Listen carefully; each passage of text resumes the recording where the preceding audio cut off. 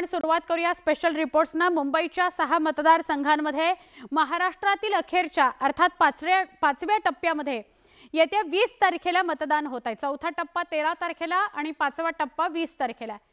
20 तारखेला मतदान होत आहे, त्याकरता अवघे 8 दिवस शिल्लक आहेत। त्यामुळे मतदानापूर्वी राजकीय पक्षांकडून जोरदार प्रचार सुरू आहे।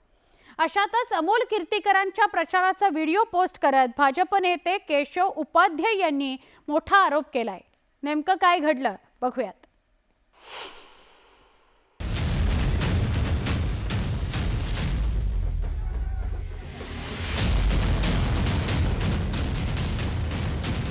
भाजपचे मुख्य प्रवक्ते केशव उपाध्याय यांनी शेअर केलेला हा व्हिडिओ 1993च्या बॉम्बस्फोटाचा आरोपी इक्बाल मुसा उर्फ बाबा चौहान हा उत्तर पश्चिमच्या महाविकास आघाडीचे उमेदवार अमोल कीर्तीकर यांच्या प्रचारार्थ आणि समर्थनार्थ फिरताना दिसतोय, असा आरोप भाजपचे केशव उपाध्याय यांनी केलाय।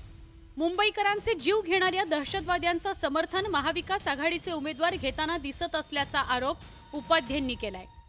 ज्या मुंबईकरांनी भरभरून उद्धव ठाकरे यांना दिलं, उभाटा गटाला दिलं, त्याच मतांच्या काही राजकारणासाठी अशा प्रकारच्या बॉम्बलास्टमधल्या आरोपीला प्रचारात आणतायत। मला असं वाटतं की उद्धव बाळासाहेब ठाकरे यांनी आज भूमिका स्पष्ट केली पाहिजे। ते मुंबईकरांसोबत आहेत का ते बॉम्बलास्टमधल्या आरोपी सोबत आहेत? बॉम्बस्फोटातला जो आरोपी आहे त्या आरोपीला ज्याला शिक्षा झाली आहे अशा आरोपीला त्या ठिकाणी आपल्या प्रचारामध्ये नेलं।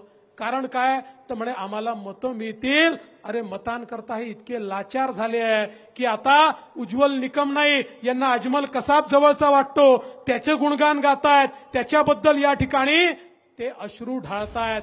मुंबई उत्तर पश्चिमचे महाविकास आघाडीचे उमेदवार असलेल्या अमोल कीर्तीकरांनी मात्र हा आरोप फेटाळलाय। त्या उलट अशी माणसं भाजपवालेच पाठवतात असा जोरदार पलटवार कीर्तीकरांनी भाजपावर केलाय। मला असं वाटतं की अशा पद्धतीची माणसं हेच लोक पाठवतात की काय?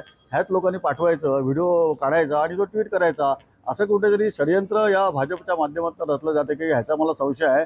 कारण हे लोक नेहमी आपण काय केलंय ना त्या गोष्टी कधी सांगत नाहीत, आपण काय केलंय त्याच्यामध्ये फेल्युअर ठरलं त्यामध्ये गोष्टी सांगत नाहीत। निवडणुकीच्या प्रचारात कार्यकर्ता हा महत्त्वाची भूमिका बजावत असतो, मात्र आपल्यासोबत प्रचारात वावरणाऱ्या कार्यकर्त्यांची पार्श्वभूमी नेमकी काय आहे हे तपासून पाहण्याची खबरदारी राजकीय नेत्यांनी घेण्याची गरज आहे, हेच या प्रकरणावरून दिसून येत आहे।